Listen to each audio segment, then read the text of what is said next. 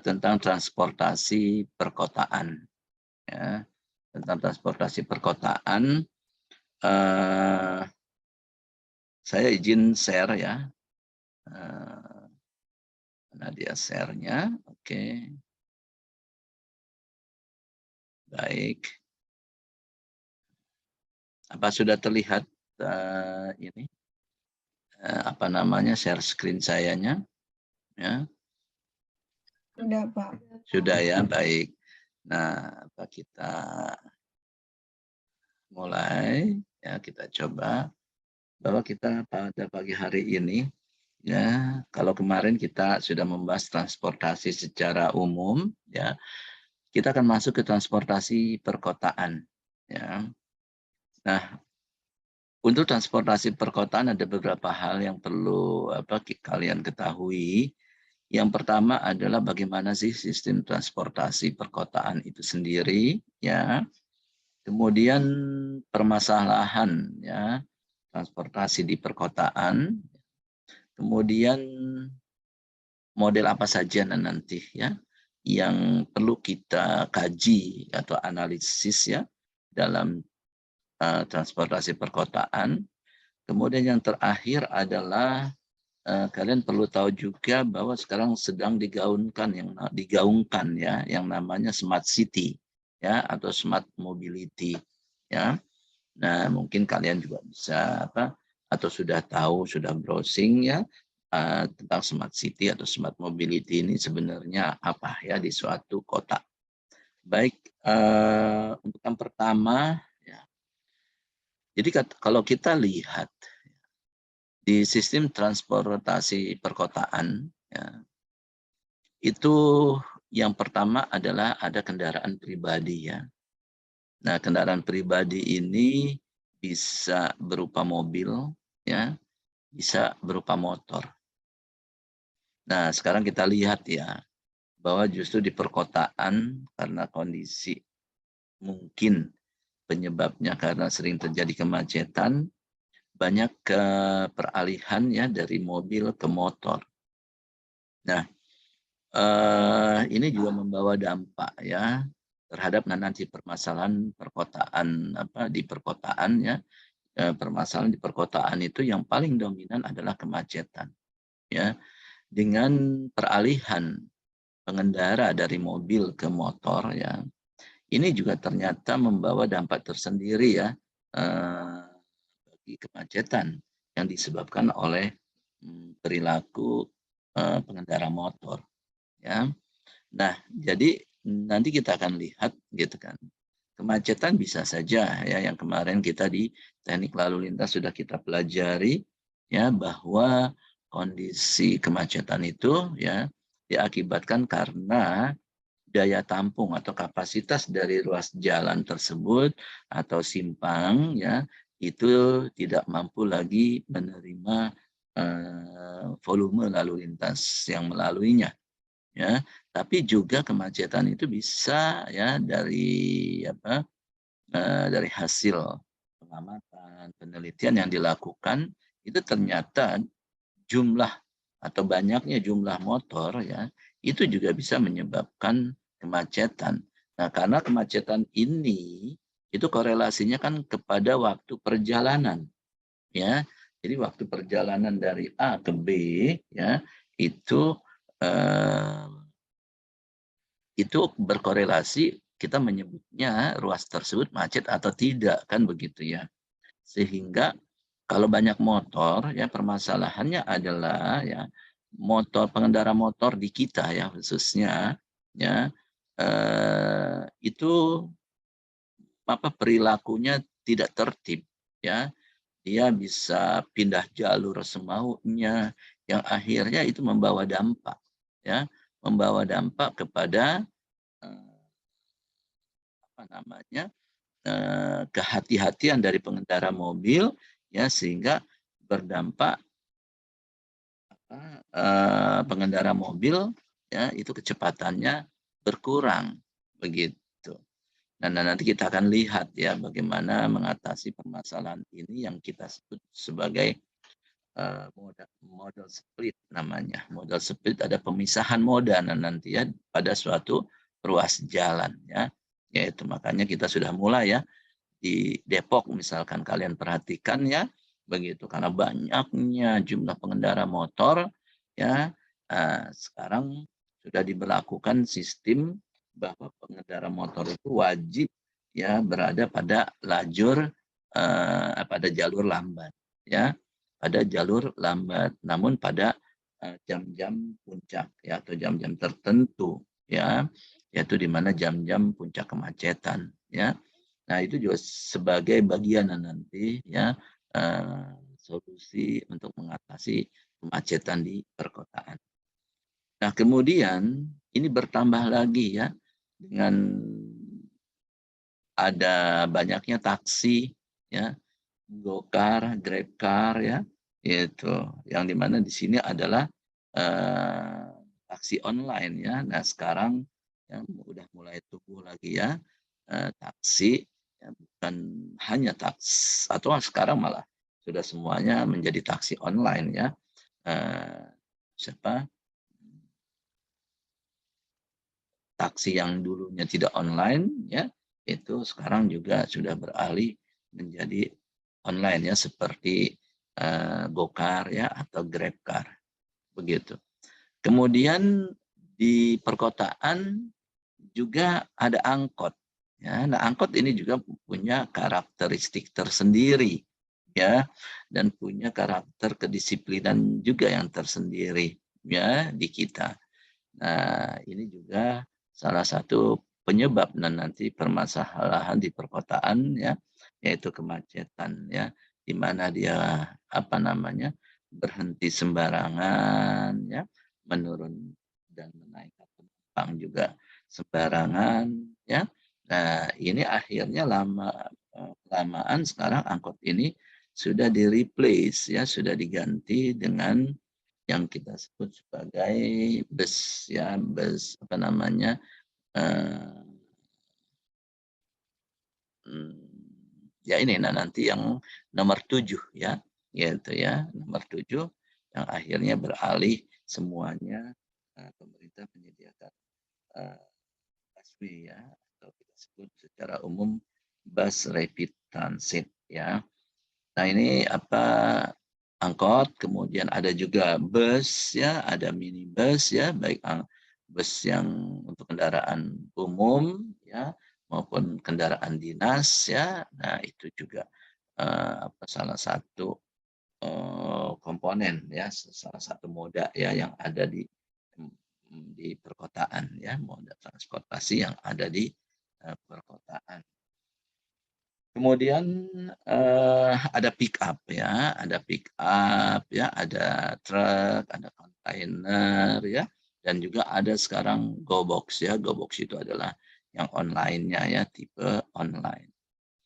Nah, semua itu ya akhirnya sekarang sudah mulai lambat laun digantikan dengan sistem bus rapid transit ya.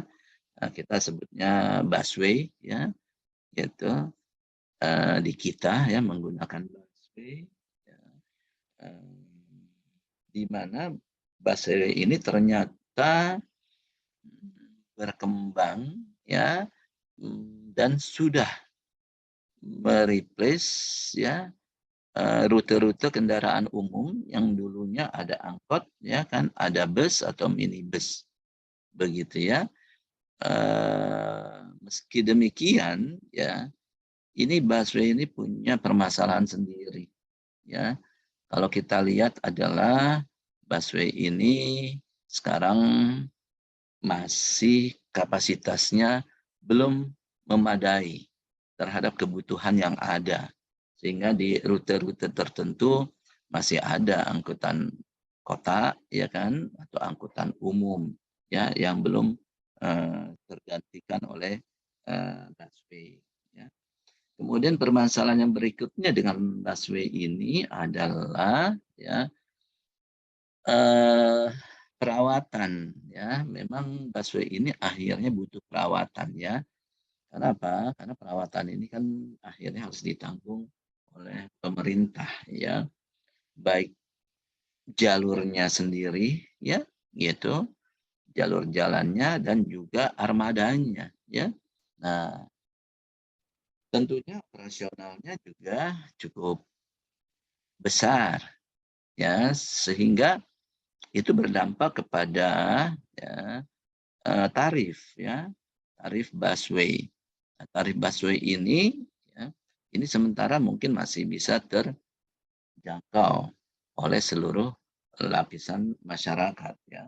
Tapi kalau misalkan nanti ya lambat laun ya, sebenarnya bus rapid atau busway ini ya, eh, itu tarifnya adalah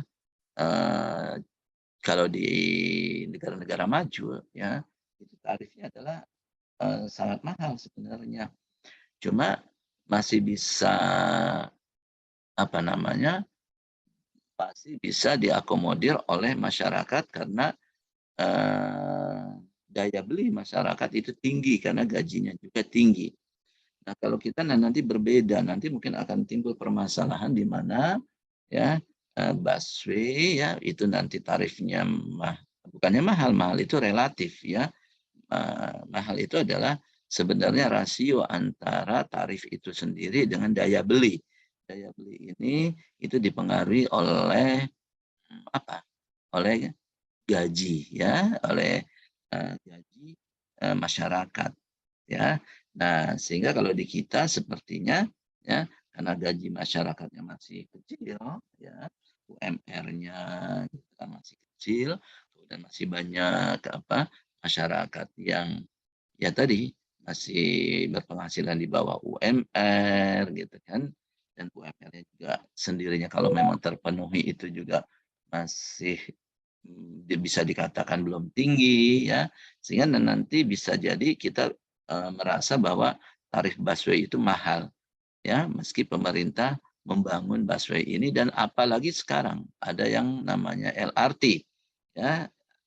Nah, ini ya LRT atau MRT ya, di mana sekarang kan ya, yaitu itu sudah dikembangkan, eh, kita sebut sebagai mass rapid transit ya, itu setiap secara umumnya ya. Nah, tapi yang kita gunakan adalah LRT ya, light ya, bukan itu juga termasuk MRT ya. Tapi jenis keretanya adalah kereta ringan ya. Nah, di mana ini ya kita masih melihat atau sudah melihat ya, sudah ada yang dioperasikan ya, yang jalur Lebak Bulus ya, Lebak Bulus sampai Bundaran HI ya. Nah, namun saya masih melihat ya, masih banyak yang belum memanfaatkan ya LRT kita ini begitu. Nah, saya tidak tahu ya kan, mungkin kalau apa perkiraan saya adalah masih banyak masyarakat yang belum mampu ya untuk naik LRT ya, karena tarifnya masih termasuk mahal ya. Nah, tadi kembali ya, definisi mahal itu adalah perbandingan antara tarif tersebut ya dengan gaji ya, atau eh, penerimaan dari masyarakat kita begitu ya. Nah, di sini ya eh, bisa kita lihat ya, pemerintah sedang membangun MRT ya di beberapa jalur ya, di mana ada yang jalur utara selatan itu ya, bahkan sampai sekarang sudah sampai ke Cibubur ya. Kebetulan memang dekat rumah saya di situ ya. Walaupun tahun ini belum dioperasikan, tapi rencananya adalah tahun depan ya. Itu, nah memang eh, bisa jadi bahwa dengan adanya MRT ini ya itu dapat mengurangi atau mengurai kemacetan ya di kota Jakarta ya. Namun sekali lagi ya, apakah tarifnya bisa diakomodir oleh masyarakat? kita pada umumnya atau tidak ya. Kalau misalkan daya beli kita kurang ya, sehingga yang ada adalah nanti LRT kita itu ya, meski investasinya cukup besar ya kan, tapi tidak ada yang menggunakan. Nah, itu kekhawatiran saya ya, itu secara pribadi ya ke depannya, karena ya tadi kembali bahwa sebenarnya mass rapid transit ini memang sangat-sangat efisien untuk mengurai kemacetan ya, tapi memang investasinya sangat besar. Nah, investasi sangat besar ini ya, itu kalau misalkan ya diberikan ke swasta ya, tentunya tarifnya akan mahal. Begitu ya. Nah, sementara ini itu tidak diberikan ke swasta ya, itu adalah dananya dari APBN dan APBD DKI Jakarta dan termasuk pinjaman luar negeri. Nah, sekarang kembali ya, gitu. Apakah pemerintah kita ini ya mampu membayar pinjaman luar negeri itu dengan tarif yang rendah, ya tarif MRT-nya atau LRT-nya ini, ya kalau nanti ternyata biaya operasionalnya tinggi, kemudian bunga pinjamannya itu naik dan segala macam, dampaknya kepada tarif nanti ya yang akan dinaikkan begitu. Nah, kalau misalkan tarifnya naik sedangkan daya belinya kurang ya, yang ada adalah tadi ya, tidak banyak yang akan menggunakan MRT tersebut ya, atau sebaliknya gitu ya. Kalau misalkan skenario yang berikutnya, alternatif skenario yang berikutnya adalah apabila pemerintah ini gitu kan nggak kuat lagi menanggung pinjaman dan kemudian menanggung biaya operasional yang tinggi ya, walaupun investasinya sudah ada ya, namun operasionalnya tinggi ya, lari-larinya nanti akan diswastanisasikan ya, diberikan ke swasta. Nah, kalau kembali ke swasta tentunya juga tarif juga tidak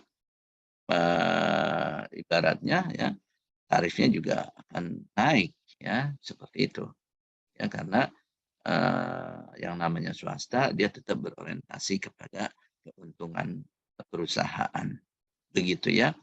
Nah, kalian kan bisa lihat juga ya di jalan-jalan tol sekarang ya, dengan ibaratnya diserahkan kepada swasta pengelolaannya ya. Nah, itu tarif tol juga semakin tinggi ya kan. Nah, sehingga memang di satu sisi yang namanya transportasi ya atau sarana transportasi itu memang sangat dibutuhkan ya, cuma butuh investasi. Nah, investasi ini kalau tidak ditanggung oleh pemerintah ya, itu tentunya tidak bisa ditanggung oleh masyarakat. Nah, seharusnya transportasi ini sama dengan pendidikan ya. Harusnya anggaran transportasi dan anggaran pendidikan itu memang berikan prioritas ya, dianggarkan oleh pemerintah, bukan diswastanisasikan seperti itu. Karena yang pertama adalah kalau transportasi ya, nah, transportasi ini itu akan mempengaruhi tingkat perekonomian suatu negara ya. Kalau transportasinya memadai itu akan meningkatkan perekonomian ya, seperti yang sudah kita bahas minggu lalu atau 2 minggu lalu ya, gitu. Di mana transportasi ini diperlukan adalah untuk memenuhi kebutuhan perjalanan. Nah, kebutuhan perjalanan ini akan meningkat kalau perekonomiannya akan meningkat atau sebaliknya semacam lingkaran di situ ya. Kalau kita menyediakan fasilitas transportasinya yang baik ya, tentunya perjalanan akan meningkat dan otomatis perekonomian juga akan meningkat ya, seperti itu. Nah, ini sebagai informasi saja ya yang saya berikan di sini ya, bahwa ternyata nilai investasi untuk MRT ya kisarannya ya sekitar ya bisa sampai 50 triliunan itu ya, kalau diinikan ya ada 17 triliun fase 1, kemudian 22,5 triliun fase 2. Nah, ini lebih banyak kepada pinjaman luar negerinya ya, seperti itu. Berharap aja bahwa pemerintah ini bisa membayar pinjaman-pinjaman yang di apa namanya dilakukan ya eh, untuk pembangunan sarana dan prasarana transportasi yang memang saat ini di zaman Jokowi sedang digalakan ya. Gitu. Kemudian sudah ada ya masa konstruksinya di tahun 2013-2018. Kemudian untuk fase 1 ya yang tadi saya cerita ya itu bahwa ada yang ke Lebak Bulus ya sampai Bundaran HI itu ya itu sudah dilaksanakan 2019. Nah, tapi saya nggak melihat apa namanya pemanfaatan yang maksimal ya dari rute tersebut. Bahkan yang saya lihat lebih banyak ke busway ya, masih tetap masyarakat menggunakan busway yang mana busway akhirnya bisa berdesak-desakan juga ya. Karena apa? Karena tadi pertama adalah tarif ini yang bagus sebenarnya ya, tarif apa? Tarif busway masih dikatakan relatif murah ya karena bisa diakomodir oleh masyarakat, semua masyarakat ya hampir sebagian masyarakat ya itu terlihat dari ya banyaknya pengguna busway. Namun nah sekali lagi ya kita juga bisa mengamati ya makin lama makin banyak armada busway yang rusak ya. Nah, sehingga terlihat di sini ya bisa jadi bahwa proyek apa busway ini defisit ya sehingga tidak bisa menanggung biaya operasionalnya dan biaya perawatan tentunya yang akhirnya kalau armadanya itu tidak dirawat kemudian banyak yang tidak berfungsi otomatis kapasitasnya jadi menurun sedangkan kebutuhannya sendiri makin meningkat ya. Terjadilah ini kalau di ruas jalan kita nyebutnya adalah kemacetan ya. Kalau di kendaraan umum akhirnya jadi ya tadi ya desak-desakan di dalam apa kendaraan umum itu sendiri ya. Nah ini ya kondisi di kita ya. Nah sekarang juga sudah mulai ya dibangun apa fase yang apa kedua ya yang sampai ke mana ke Cibubur ya yang insya Allah bisa dioperasikan di tahun 2023 ya. Itu rencananya. Nah, ini sama sebenarnya ya kalau Mas Rapid Transit ya itu sama light rail apa light rail transit ya. Kalau light rail pakai kereta ya gitu yang ini cuma sistem di kendaraannya ya. Di kendaraannya aja bedanya light dengan mass rapid transit ya. Gitu. Oke. Kemudian nah ini juga sudah ya. Oh, ternyata ya nah di sini berbeda ya. Kalau rel transit itu adalah apa namanya? Rute-rutenya ya. Itu rute-rutenya ya. Ternyata yang apa Cawang Cibubur itu kemudian Cawang Kuningan ya, Cawang Bekasi, Dukuh, Cibubur Bogor belum ada ya, Palmerah Bogor. Nah ini adalah apa namanya termasuknya adalah light rail transit karena kita menggunakan kereta ringannya begitu. Nah ini yang apa yang banyak dibicarakan lah ya, yaitu bahwa permasalahan transportasi di perkotaan itu adalah kemacetan. Nah, tadi sudah saya sampaikan secara sepintas ya, sebenarnya kemacetan itu adalah terjadi karena tidak berimbangnya antara kebutuhan transportasi dengan penyediaan sarana dan prasarana transportasi ya. Nah, seperti itu ya. Begitu ya. Nah, kemacetan ini banyak dampaknya ya. Banyak sangat sangat banyak dampaknya ya dari mulai kebisingan ya, polusi udara, masalah kesehatan ya. Kemudian tentunya ada biaya operasional tambahan ya. Kemudian waktu perjalanan, ya. Nah, ini kalau dikuantifikasikan ya menjadi uang ya, itu bisa sampai ya per jamnya atau per harinya bisa triliunan yang kerugian akibat dari kemacetan ya. Nah, ini bisa kalian apa cari ya sebagai bahan nanti kalian ya tugas hari ini ya. Itu adalah kalian diminta untuk menulis makalah tentang transportasi perkotaan ya. Nah, ini salah satu apa, ide ya kalian bisa artinya ya bisa membuat makalah ya kan, coba ya kalian bisa browsing ya berapa biaya yang dikeluarkan akibat kemacetan ya, berapa kerugian ya dari kemacetan begitu. Kemudian kalian juga bisa membuat makalah bagaimana dampaknya kepada kebisingan ya, gitu. Kemudian kepada polusi udara ya, kemudian kepada masalah kesehatan ya. Kesehatan itu adalah ya kita berlama-lama di dalam suatu kemacetan ya, akhirnya kena polusi udara, kena kebisingan, jadi stres ya. Gitu. Kemudian juga dari sisi apa fisiknya ya dengan adanya kemacetan gitu kan. Nah, itu juga banyak penelitian-penelitian yang dilakukan sehingga kalian bisa buat makalah-makalah yang ngambil dari jurnal-jurnal ya, dan nanti kalian membuat apa kalian kumpulkan ya menjadi suatu makalah ya, dan nanti untuk menjadi tugas pada hari ini yang akan dikumpulkan minggu depan ya.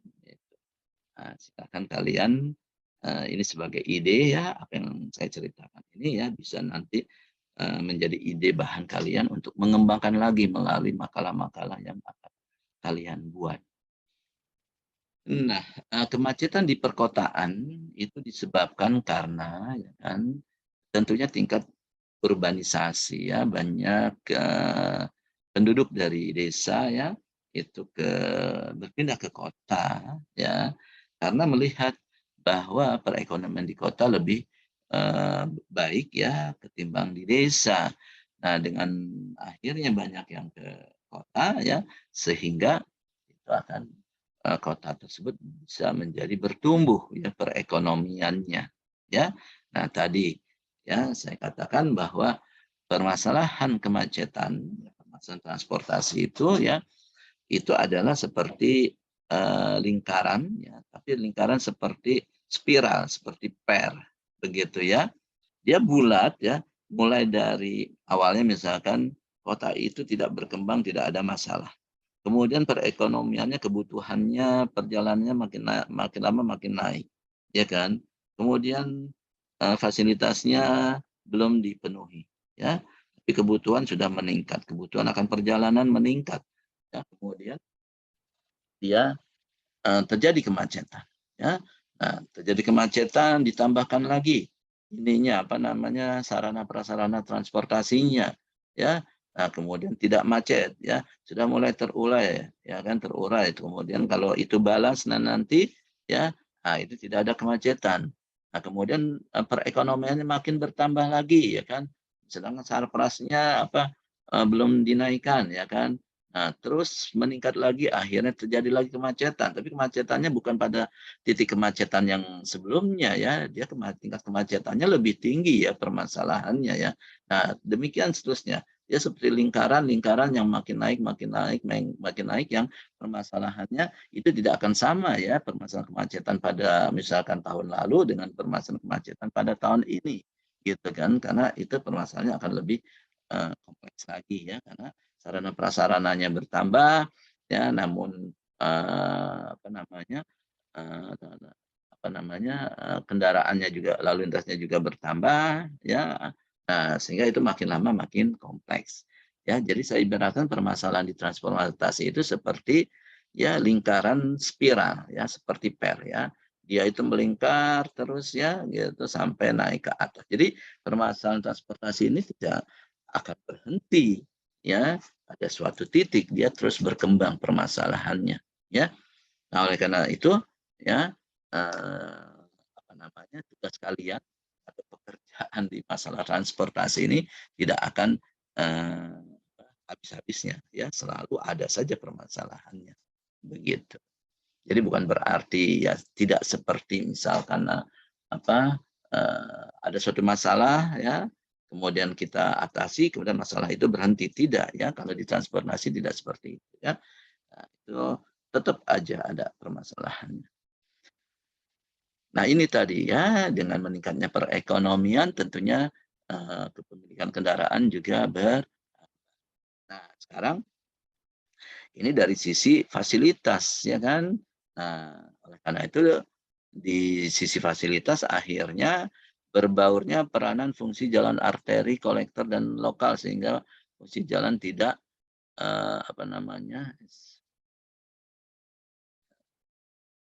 tidak dapat berfungsi secara efisien. Nah, jadi inilah tugas yang namanya perencanaan transportasi nanti, ya, selain memperkirakan berapa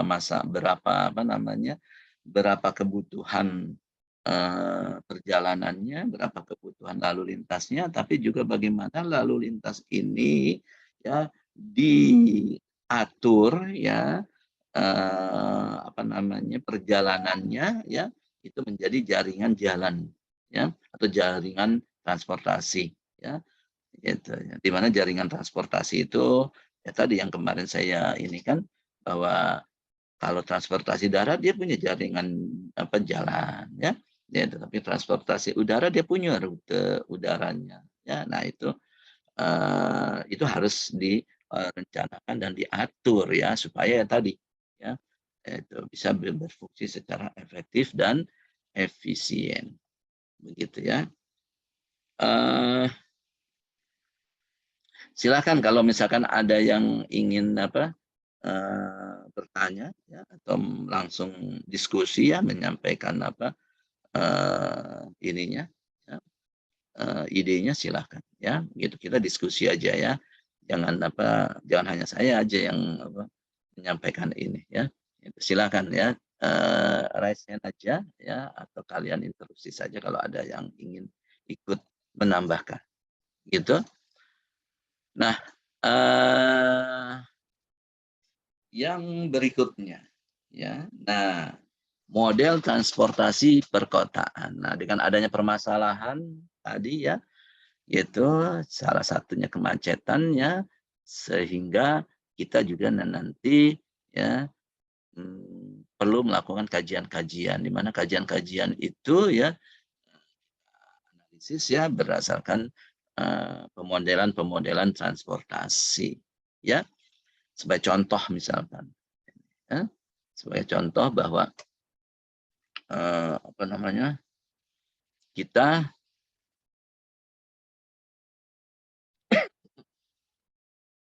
kemacetan, ya kan, yang udah kita pelajari di semester lalu, ya kan, yaitu bagaimana kita mengatasi kemacetan pada ruas jalan, ya.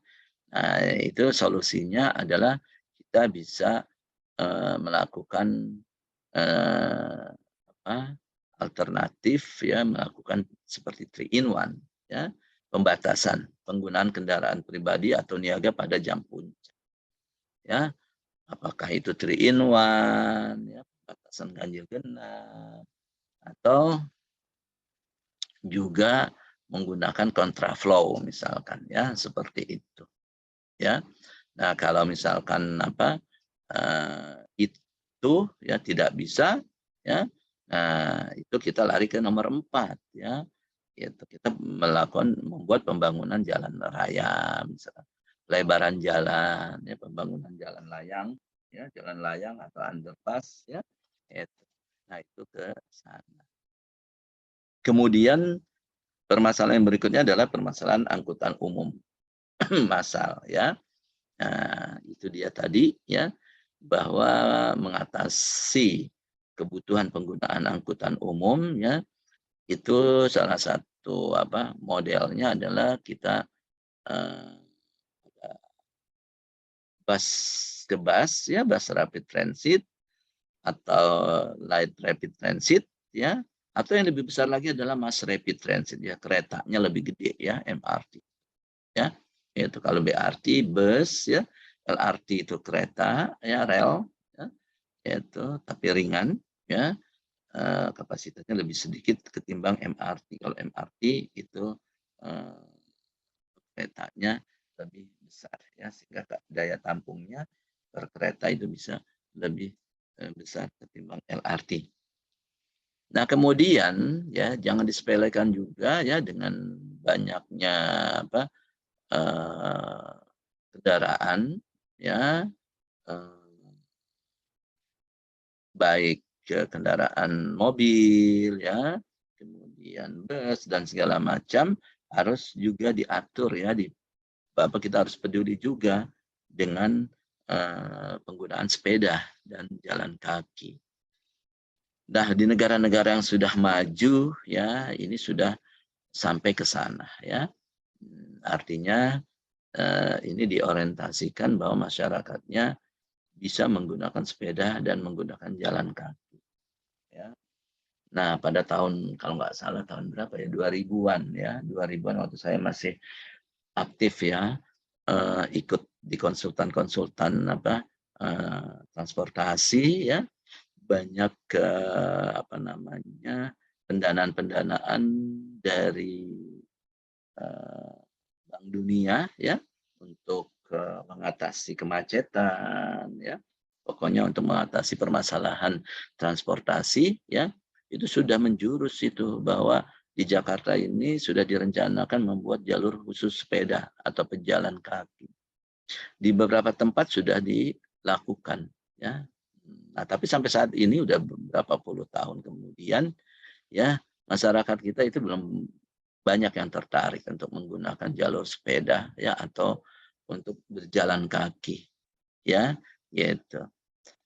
Nah, sehingga tetap akhirnya harus menggunakan kendaraan ya selain sepeda atau berjalan kaki. Nah, disitulah makanya permasalahan transportasi atau kemacetan di kita ya masih lebih banyak ketimbang di negara-negara maju ya, karena masih belum banyak yang menggunakan sepeda atau berjalan kaki.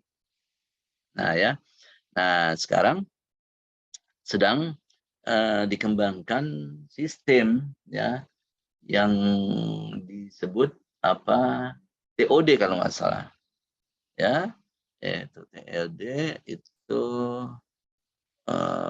artinya begini, sekarang dikembangkan konsep-konsep ya bahwa di setiap stasiun LRT ya atau di stasiun kereta ya, pokoknya di stasiun-stasiun itu di dibangun pemukiman atau kita sebut sebagai apartemen-apartemen ya. Kalian bisa lihat ya banyak ya. Sekarang di setiap stasiun LRT terutama ya kan, kemudian di stasiun kereta ya sudah mulai dibangun terintegrasi dengan stasiun itu adalah apartemen. Ini salah satu solusi untuk mengurangi perjalanan ya, begitu. Sehingga orang begitu turun langsung naik angkutan umum. Begitu ya. Itu. Nah, memang ini adalah suatu ide yang bagus menurut saya ya, dengan dikembangkan seperti ini. Nah, mudah-mudahan ya kan harga apartemennya itu bisa terjangkau ya, gitu. Atau justru apartemen itu adalah bisa jadi investasi ya untuk disewa-sewakan sehingga masyarakat yang kelas menengah ke bawah ya itu mungkin bisa kontrak atau sewa apartemen yang berada di di stasiun tersebut ya, sehingga bagi mereka juga ya, itu akan mengurangi biaya transportasi gitu ya. Nah, kemudian park and ride. Nah, ini juga park and ride ini ya kan, ini sebagai solusi untuk mengatasi kemacetan ya di perkotaan. Ya. Nah, di mana artinya di pinggir-pinggir kota ya, itu disediakan tempat parkir. Ya. Di tempat parkir sehingga nanti ya mereka masuk ke dalam kota itu tidak menggunakan kendaraan pribadi. ya, nah, menggunakan kendaraan umum yang dimana kendaraan umum itu ya ke depan sudah direncanakan kendaraan umum massal bisa berupa BRT, LRT atau MRT. Begitu sih apa saya lihat ke depan begitu ya.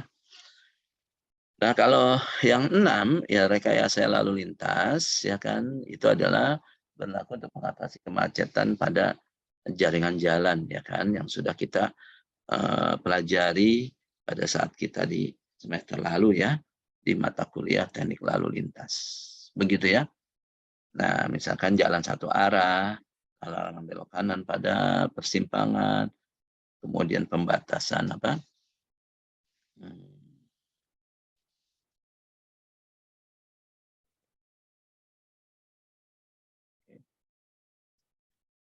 pembatasan lalu lintas dan sebagainya ya. Nah, terakhir ya, saya ingin menyampaikan ya beberapa kota yang sudah eh, melaksanakan atau membangun smart city atau bisa dianggap sebagai smart city di mana dengan smart city ini berarti di sana ada smart mobility ya pergerakannya secara cerdas ya secara ini. Nah, di sana sebagai contoh ya di Barcelona ya di Spanyol ya itu memiliki transport apa TMB namanya ya. Ini sebenarnya seperti kita ya BRT ya, bus ya.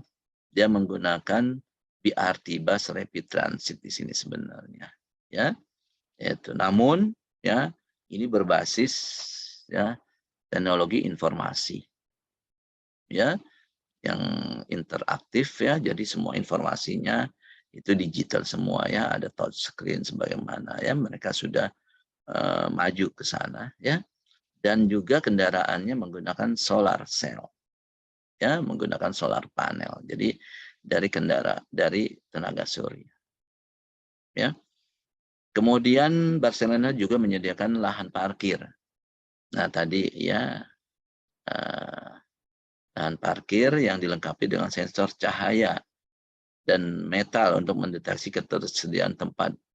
Nah, jadi di kita pun udah ada sih informasi berapa parkir yang masih kosong segala macam ya. Kayaknya kalau di kita masih manual kayaknya ditulis ya, bukan otomatis apa sistem itu dia bisa mendeteksi sendiri ya lahan parkir kalau di kita kayak masih input ya ke sistem informasinya masih diinputkan. Wah, sekarang masih ada berapa apa parkir yang tersedia gitu kan ya. Dan juga ya ini alat pembayarannya ya itu juga otomatis. Kemudian oh di sini nih fasilitas lain yang disediakan untuk memudahkan mobilitas warganya adalah bicycling ya maksudnya ya itu ya bahwa dia itu menyediakan sepeda ya di 6.000 sepeda ya yang tersebar di 400 tempat ya. Tapi sekali lagi ya berarti kalau dia sudah menyediakan sepeda itu tadi yang saya sampaikan sebelumnya ya itu jalur khusus sepedanya sepertinya sudah luas ya jaringannya ya di kota tersebut ya gitu. Kalau apa bisa kalian cek nanti ya melalui Google Map ya kan kalau kalian bisa lihat ya itu bisa di browsing sekarang sih gampang ya untuk bisa mendeteksi ini ya itu. Nah, tentunya setiap orang bisa memakai sepeda-sepeda tersebut dengan membayar biaya tahunan ya kan nah, walaupun sewa ya gitu tapi karena fasilitas jalannya sudah ada ya, kemudian biaya sewanya itu apa bisa diakomodir ya gitu oleh apa, daya belinya masyarakat ya, kemudian sepedanya juga mencukupi dan tersedia di berbagai tempat ya di 400 tempat ya. Nah, tentunya eh, ini mobilitasnya memang bisa kita disebutkan sebagai mobilitas yang smart ya, yang cerdas ya. Gitu. Maka kota Barcelona ini ya disebut sebagai smart city ya karena apa? Karena smart mobility-nya juga dia. Ya. Nah, Inggris juga ternyata demikian ya sudah dianggap sebagai smart city, ya kan? Nah kalau di sini dengan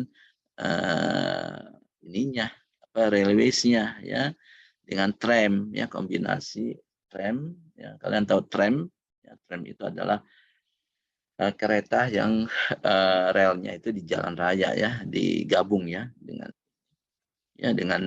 apa jalan raya kemudian ada bus ya memang benar-benar ya kalau ada yang apa pernah ke Inggris ya memang transportasi di kota Inggris itu ya itu integrasi antara bus ya antara tram dengan kereta ya itu sudah sangat bagus ya.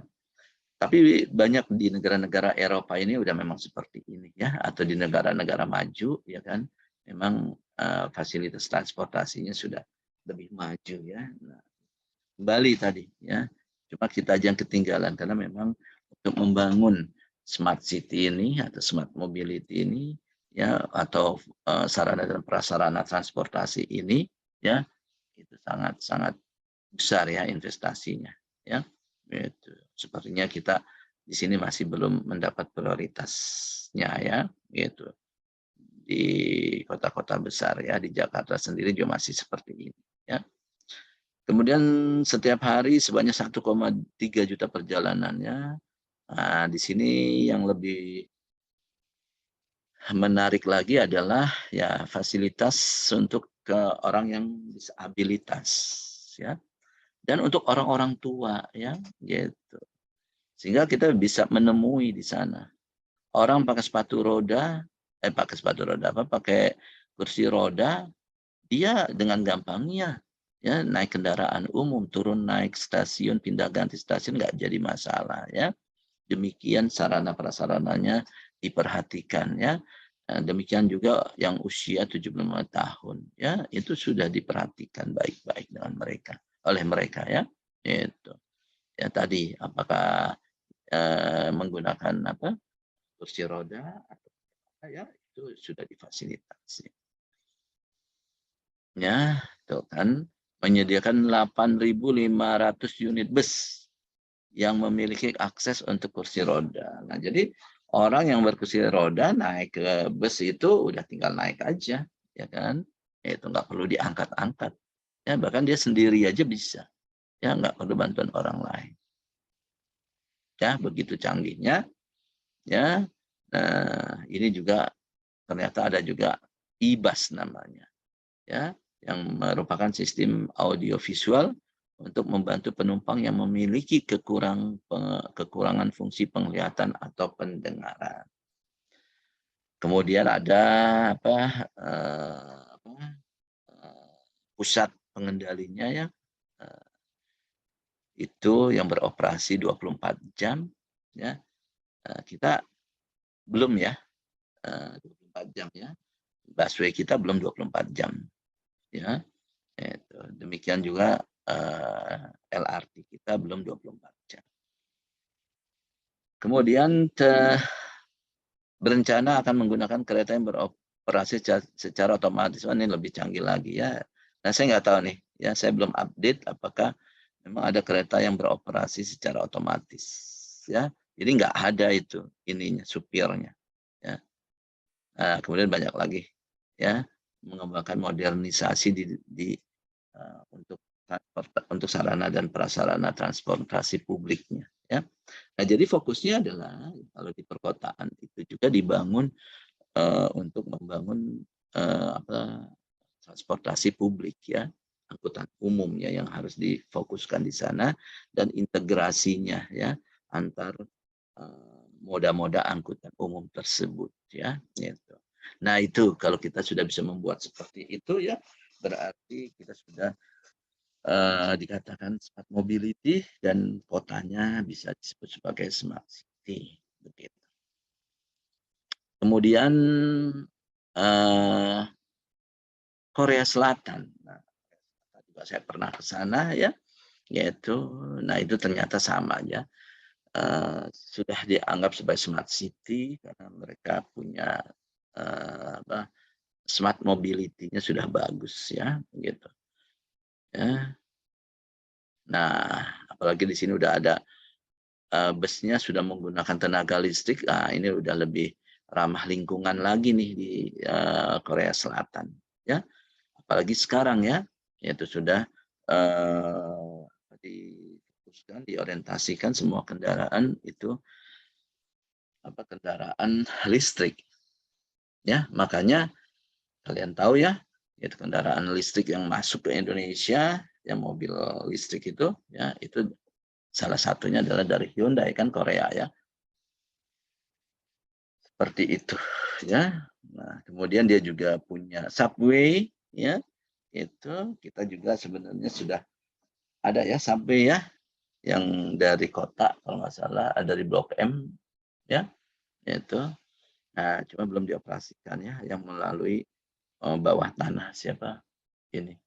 Jalan Sudirman Tamrin ya kalau nggak salah di situ kan ya sudah ada. Nah, cuma belum dioperasikan. Ya, oke. Nah, baik, itu 3 contoh ya. Kalau kalian mau lihat ya transportasi atau yang bagus ya, sistem transportasi yang bagus ya, itu kalian bisa cek atau bisa kunjungi atau bisa browsing ya di kota-kota tadi ya, ada Barcelona ya, kemudian ada London, kemudian ada Korea Selatan ya, tapi udah banyak kok ya kota-kota lain ya yang bisa dikatakan sebagai smart city ya dengan smart mobility-nya ya di masing-masing kota tersebut. Nah, ini yang sedang diraih atau dituju ya oleh Kota Jakarta ya. Nah, tapi entah kapan kita bisa mencapai itu